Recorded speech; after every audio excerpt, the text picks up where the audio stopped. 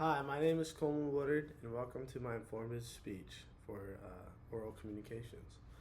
My topic will be surfing. In this speech, I'll explain the basics of how surfing works, share what makes it such a powerful lifestyle and sport, and talk about how it's impacted my life personally. To start off with, we'll start off with a brief history of surfing. Surfing has ancient roots going back to over 1,000 years. It originated in Polynesia and was first observed in Hawaii. This is according to National Geographic. Um, at this time, they surfed thin pieces of wood that were shaped with a round nose and a square tail. They didn't have fins or anything like that. They didn't have fins on the board or anything. It was just a flat piece of wood. And as it became more popular, the technology got better.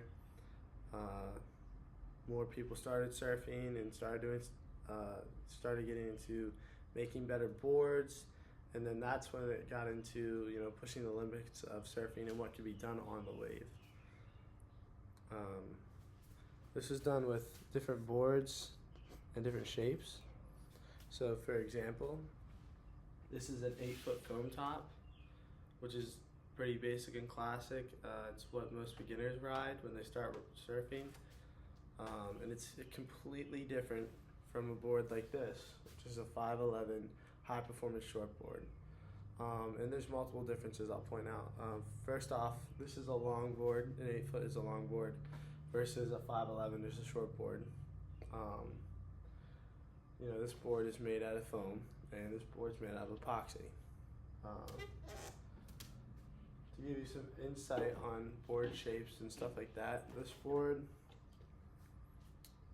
has a pulled in nose, so it's a little sharper. It's not as round as something like a fish would be. It's got some rocker, so the nose points up a little bit, so as well as the tail.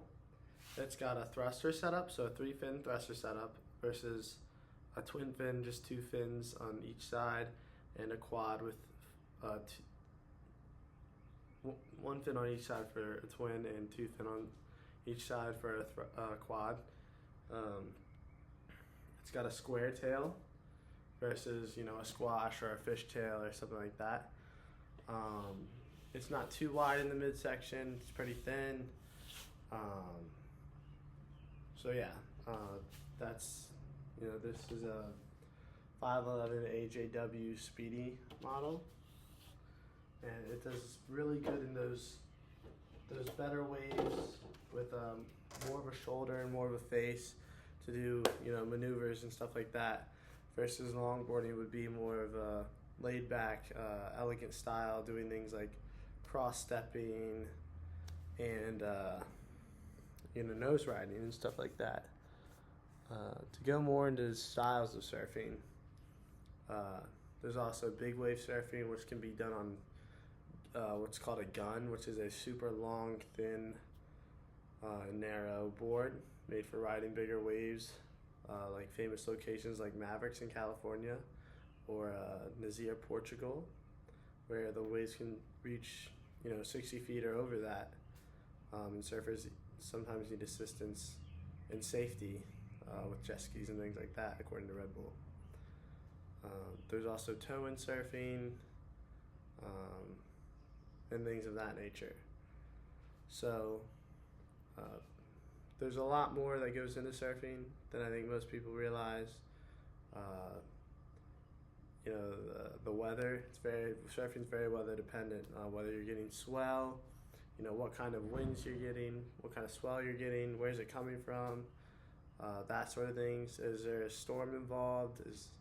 Is it clean? Is it choppy? That sort of stuff. So you never know what you're gonna get. It's never the same, but it is fun. It is addicting. So another thing about boards is in surfing styles is shortboards are usually more aggressive, faster pace, very thrashy, doing like cutbacks, aerials, snaps, carves, things of those natures.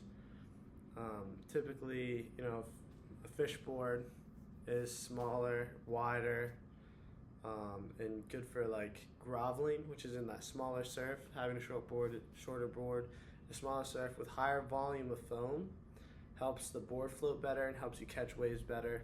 Doesn't turn as well, but depending on what waves you're surfing and wave size, could be the right move. And that, again, all depends on whether, what kind of waves you're surfing, and personal preference. I know me, I like quads. They're a little faster, a little more stable. I like them. I like a little more foam in my board, so I like riding step-ups for what me would be step-ups. I've been surfing since I was 13. I'm not a great surfer by any means, but I do love surfing, and it is a passion of mine.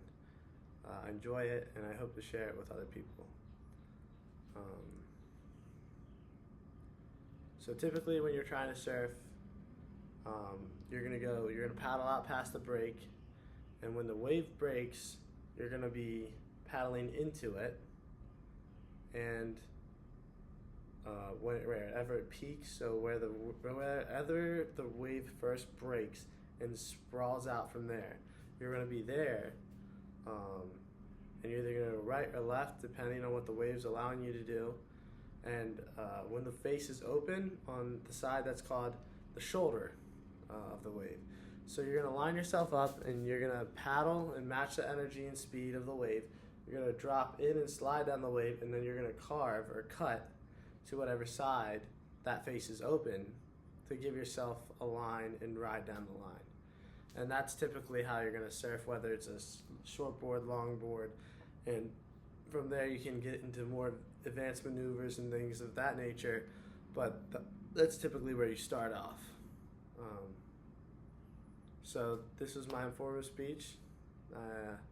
Hope you liked it, hope you enjoyed it, hope you learned something from it, and I hope you have a blessed day. Thank you.